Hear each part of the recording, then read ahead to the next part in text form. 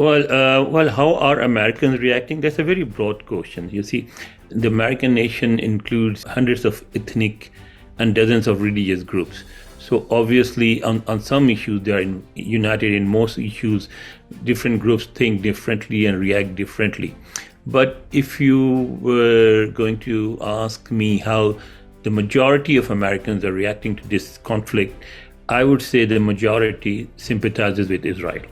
And there's a background to it, obviously, that Israelis and other people in the West go a long way.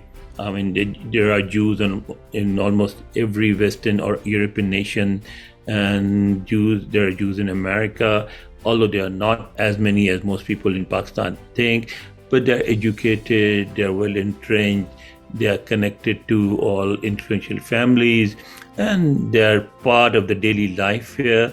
So people respect them, people love them, and they are very peaceful people, and they have made great achievements in education and everything. So as such, they are respected. You see, if mostly Jewish neighborhoods are considered the safest neighborhood, the schools in Jewish neighborhoods are considered the best schools, and therefore Americans like to associate with them.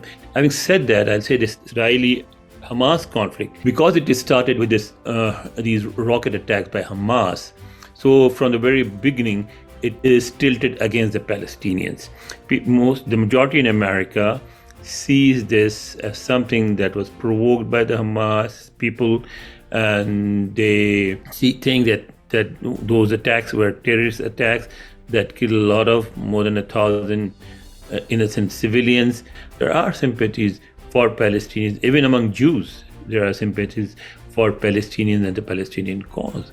Like yesterday and today, there were widespread demonstrations across America for the Palestinian people.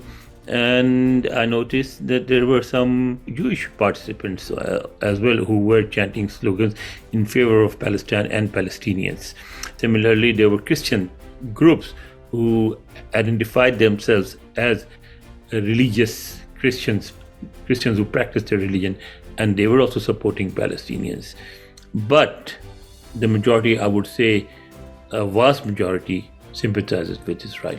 Now I would say something about the participants of that. You might have noticed that today's protest, all other rallies held during the last 4 or 5 days, they had very large participation. I mean, yesterday there were probably more than 10,000 people who participated in the rally that circulated the White House and went to other major streets in Washington. And so who are those people? And I noticed that the majority of the participants were Muslims and Arabs. And when I say Arabs, I mean Muslim Arabs as well as Christian Arabs. There are a lot of Christians among Palestinians. There are Christians among Lebanese. Lebanese Christians are particularly influential here.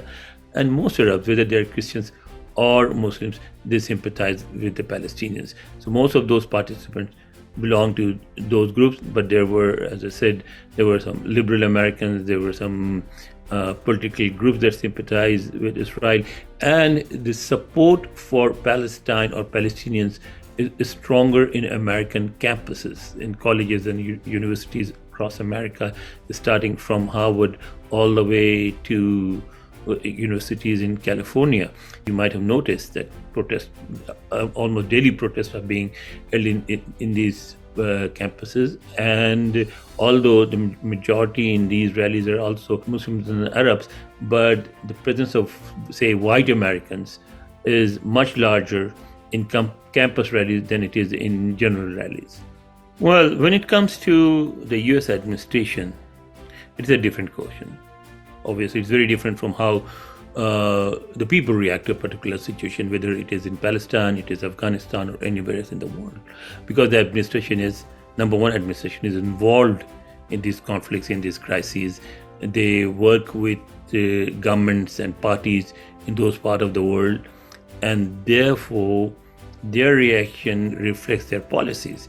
So if you see how the Biden administration, President Joe Biden, right after the rocket attacks, went on public, he addressed the American nation and he spoke to the media, And he said that the United States is 100% with Israel. We will support whatever action Israel takes. And they said that he said that we will understand if Israel was going to take military action against them, and if we're going to conduct military operations against Hamas and others. And America is doing that. America supports Israel's actions.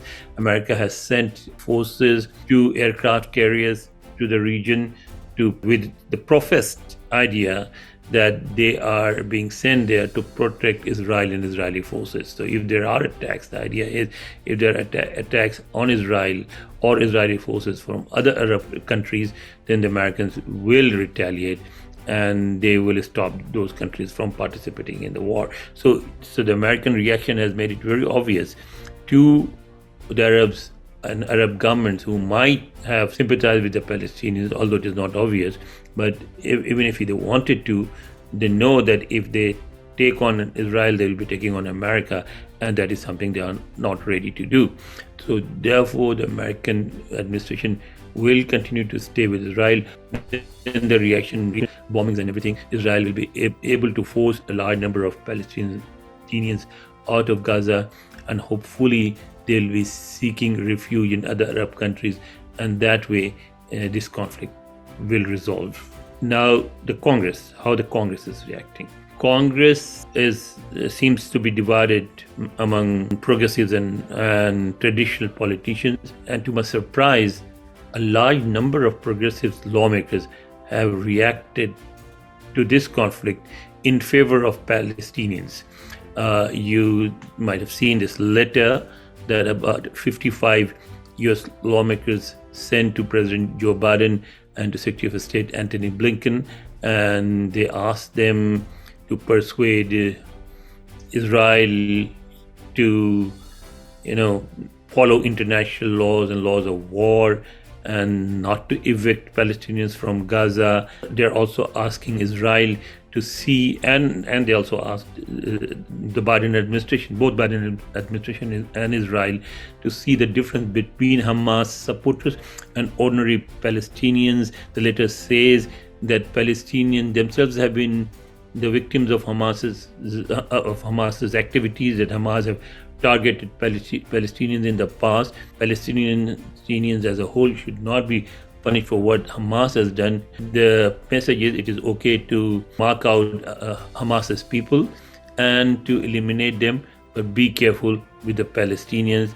Announce a ceasefire as soon as you can and try to resolve this issue politically and peacefully. The letter also emphasizes the need to ultimately follow the understanding that they reach with the United States and Palestinians and other Arab nations, that one day Israel will accept the two-nation theory, that is, there will be two nations of Palestine and Israel living peacefully in that region. So the letter also emphasizes the need to implement that agreement or understanding between Arabs and Israelis. An obvious majority is with Israel. They will continue to support Israel.